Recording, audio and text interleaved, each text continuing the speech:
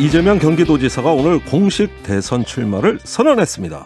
출마 선언 핵심 내용은 뭔지 이재명 후보 캠프에 대변인 맡고 있는 박성준 민주당 의원에게 내밀한 이야기 좀 들어보겠습니다. 박 의원님 안녕하세요. 네, 안녕하세요. 반갑습니다. 네, 반갑습니다. 자, 오늘 15분 정도의 출마 선언 영상 공개가 됐어요. 네네. 일단 캠프 대변인으로서는 참 관계가 무량하실 것 같은데 총평 한마디 해주실까요? 일단 저는 영상을 통해서 좀 차분하게 이재명 지사님의 이제 목소리를 통해서 어떤 세상을 꿈꾸는지 그 얘기가 솔직하게 전달됐다라는 데 큰 의미를 둬야 될 것 같고요. 네. 네, 대통령 후보로서 출마 선언이라고 하는 것은 저는 크게 볼 때 한 세 가지는 좀 담아야 된다고 봅니다. 네. 대한민국이 어떤 나라인지 그 역사 인식이라는 게 있어야 되고요. 그리고 예. 오늘날 어떤 문제가 있는지 그 문제 인식, 예. 그리고 앞으로 대통령 후보로서 무엇을 할 것인가에 대한 시대 인식이 담아 있어야 되는 건데 예. 이 세 가지가 충분히 녹아 내려놨다. 예. 그래서 이재명 지사님이 그동안 성남시장이라든가 경기도지사를 재임하는 동안 예. 실사고시 정책을 통해서 업적을 만들었다는 데에서 상당히 좀 강조한 부분이 있고요. 예. 또 한편으로는 이 지사님이 어려운 상황, 정말 힘든 상황에서도 불굴의 의지로서 실패를 두려워하지 않는 그 용기를 통해서 도전 정신을 통해서 여기까지 왔다는 점도 저는 비춰졌고요. 예. 또 한편으로는 앞으로 우리가 어떤 정책을 펴고 담대한 희망을 통해서 앞으로 이런 정치를 하겠다라는 것을 통해 대한민국을 확실하게 변화시킬 수 있다라는 것들을 예. 담아냈다라는 점에서 큰 의미를 두고 싶습니다. 좋은 말씀은 다 하시네요, 지금. 네네. 모든 게 다 나왔다, 이런 말씀 하시는데. 그것도 하나 제가 인상적으로 다가왔던 것 중에 하나가 뭐냐면, 예. 요즘은 이제 디지털 시대고 휴대폰이 다 있지 않습니까? 스마트폰이. 네. 근데 보급이 됐기 때문에 과거처럼 그 대중연설이 아니라, 예. 스마트폰을 통해서 1대1로 후보의 얘기를 진솔하게 들을 수 있다는 것도 큰 장점이라고 할 수 있을 것 같습니다. 아, 예. 그래요? 아니, 예. 좋은 건 오늘 다 나왔다 그러시니까. 예. 자, 그런데 몇 가지 예. 키워드가 보입니다. 억강부약. 생소한 용어예요. 또 기본소득, 공정, 여러 키워드들이 나왔어요. 이 중에서 가장 본질이자 핵심은 이거다. 이것은 꼭 강조하고 싶다 하는 거 한마디 소개해 주세요. 저는 이재명 지사님이 이제 정치인으로서 대통령 후보로서 어떤 생각을 갖고 있느냐가 볼 때 결국 이제 국민의 주권 의지를 대신하는 것이 정치인이고 대통령이라고 하는 생각을 담았다라는 데 있습니다. 네. 첫 인사를 할 때 이재명 후보께서 대한민국은 민주공화국이다. 예. 대한민국의 주권은 국민에게 있고 모든 권력은 국민으로부터 나온다. 이 헌법 1조를 강조하는 데 있어서의 민주주의를 얼만큼 생각하고 있고 국민을 어떻게 받들고 있는지가 드러났다고 볼 수 있고요. 예. 이 부분도 저는 좀 상당히 키워드로 좀 생각하는데 억강부약이라는 표현을 썼는데 예. 이 억강이라고 하는 것은 강자를 억압한다는 의미가 아니라 예. 강자들이 우리나라 전 세계에 보면은 욕망에 의해서 지배를 해왔거든요. 예. 그 욕망을 절제시키고 약자의 삶을 보듬고 조화시키는 데 있다. 그것이 우리가 함께 더불어 살 수 있는 대동세상을 꿈꾸는 것이다라는 의미가 있는 거거든요. 네. 그래서 대동세상이라는 부분에 있어서의 억강부약이라는 것은 결국 조화를 이루는 정치를 하겠다라는 의미를 담고 있기 때문에 상당히 좀 저는 인상 깊었습니다. 아, 예. 그래요? 조화, 대동. 조금 동양 철학의 냄새도 좀 나네요. 그 동양 정치 철학에서 가장 기본적 사상이 뭐냐면 대동사회거든요. 그렇죠. 함께 더불어 살아서 그것을 온 국민이 만백성이 편안하게 한다라는 그런 의미를 담고 있기 때문에 결국 궁극적 정치는 만백성이 편안한 거, 국민이 편안한 거 아니겠습니까? 네. 그 조화 정치를 이루겠다는 거죠. 예, 알겠습니다. 헌법 1조는 이재명 지사가 직접 도입부에 써놓으신 겁니까? 그렇죠. 아, 이재명 지사가 그동안에 연설을 할 때 보면 민주공화국이라는 얘기들 많이 쓰고 국민의 대리인이라는 얘기를 많이 쓰지 않습니까? 네. 이제 공화국이라고 하는 의미는 뭐냐면 이게 공적인 것이거든요. 이 어원 자체가 레스 푸블리카, 공적인 것을 추구하는 것이 민주공화국의 의미이기 때문에 결국 나라를 이끌기 위해서는 공익을 추구해야 된다는 의미도 담고 있는 것입니다. 알겠습니다. 예. 자, 슬로건이 새로운 대한민국, 이재명은 합니다. 이 슬로건을 결정한 배경, 비하인드 스토리가 좀 있을 것 같은데요. 그러니까 저는 이제 새로운 대한민국이다. 제명은 합니다. 이렇게 정해지지 않았습니까? 예. 근데 이 새로운 대한민국이라는 의미는 뭐냐면 그동안에 우리나라가 여러 문제가 있었단 말이죠. 그러면 그 문제 인식을 갖고 정치는 문제를 푸는 거란 말입니다. 그러면 우리 사회에 갖고 있는 가장 큰 문제는 불공정, 불평등, 양극화 이런 문제 아니겠습니까? 예. 이런 문제를 해결하는 것이 새로운 대한민국이고 예. 그것을 누가 하겠느냐. 그 주체는 뭐냐면 국민과 함께하고 대통령 후보인 이재명 지사가 합니다. 이것은 예. 반드시 해내겠다는 의지를 담고 있기 때문에 예. 그런 슬로건의 의미를 포함하고 있는 것입니다. 아, 그래요? 예. 뭔가 좀 이렇게 아주 결단력 있는 이런 어떤 그렇죠. 느낌이 드네요.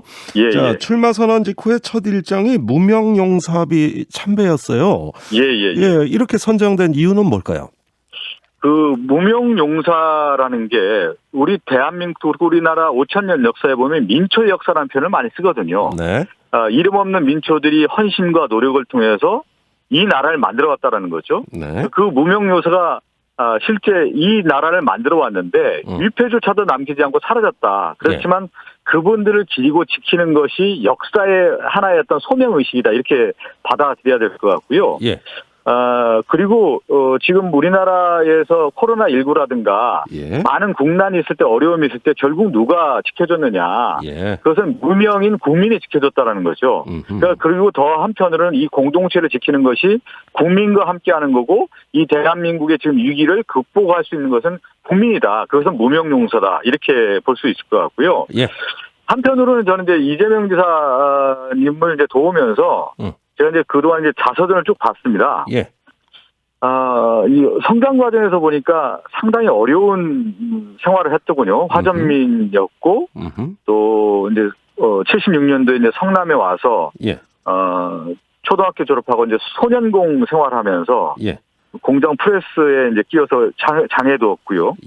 그 과정에서 보면은 그 인생 자체도 또 민초의 삶이었고 무명의 삶은 아니었습니까? 그렇지만 그것을 어려움을 극복하고 또 하나의 어떤 자신의 신화를 만들고 대통령 후보까지 왔다라는 면에서는 이런 극복의 의지를 담을 수 있는 인물이다. 그런 점도 저는 담겨 있다고 봅니다. 무명용사한테 제명용사가 다가가는 듯한 이런 어떤 그 느낌이 듭니다. 자, 윤석열 그 검찰총장 그 출마 연설도 들으셨을 텐데, 그 가장 그 이재명 지사하고 윤석열 전 총장이 다른 점 뭐라고 보십니까? 이게 있는 거죠. 우리가 이제 정치를 얘기할 때, 정치는 미래를 얘기하고 우리가 해야 될 방향을 얘기를 해야 된다고 얘기를 하거든요. 그래서 입법, 사법, 행정을 얘기를 할 때 사법부는 과거의 일을 관장하는 거고 행정은 오늘날의 문제를 해결하는 오늘의 일을 처리하는 거고 정치는 미래를 준비한다는 걸 얘기를 많이 합니다. 이재명 지사도 법조인이지만 그동안 정치를 10년 동안을 하면서 문제를 해결해왔고 우리는 이렇게 가야 된다라고 하는 방향을 제시하고 미래를 준비하는 정치인의 모습이라고 한다고 하면은 아직까지 저는 윤석열 총장이 과거에 법을 관장했던 검찰이었던 검사였던 과거에 얽매여 있는 모습 아니냐. 오늘의 문제 해결이 아니라 미래를 준비하는 모습이 담겨져 있지 않다. 그래서 윤석열 후보와 이재명 지사의 그 연설의 가장 큰 차이는 오늘날의 문제와 미래를 준비하는 모습이 있는 이재명과 과거에만 함몰되어 있는 윤석열 후보의 차이점이 거기서 드러나는 것이다. 이렇게 저는 보고 있습니다. 알겠습니다. 미래가 있냐 없냐 이 차이다고 말씀하신 거예요. 큰 차이가 있는 것이죠. 알겠습니다.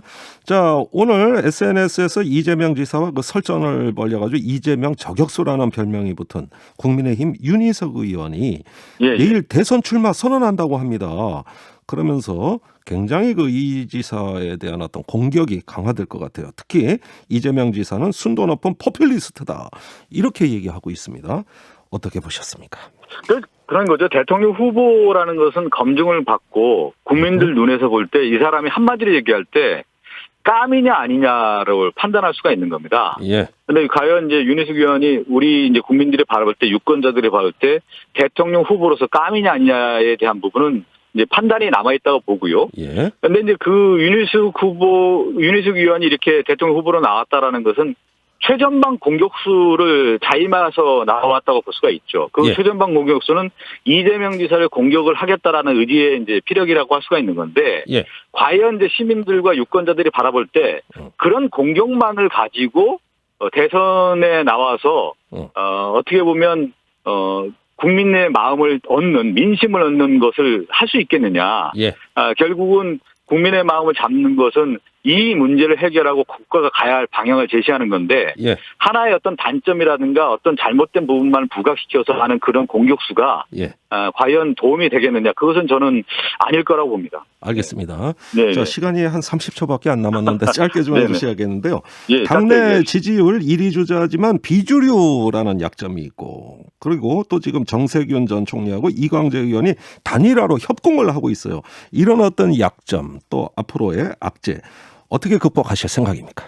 역사의 대세를 보면요, 김대중 대통령도 그렇고 노무현 대통령도 그렇고 문재인 대통령도 예. 시대 정신을 담은 후보가 그 거대한 물결을 만드는 겁니다. 네. 그래서 주류와 비주류라고 하는 것은 실제 종이 한 장 차이인 것이죠. 국민의 예. 마음을 얻고 시대 조류를 만들어가고 흐름을 잡는다고 하면 그것이 주류인 것이죠. 그래서 예. 저는 이제 이재명 후보가 오늘 출마 선언을 하고 시대의 물결을 잡는 주류의 이제 물결을 타고 있는 것이다. 그렇게 예. 갈 것이다. 이렇게 보고 있습니다. 알겠습니다. 여기까지 네. 말씀 듣겠습니다. 말씀 감사합니다. 네, 감사합니다. 민주당 박성준 의원이었습니다.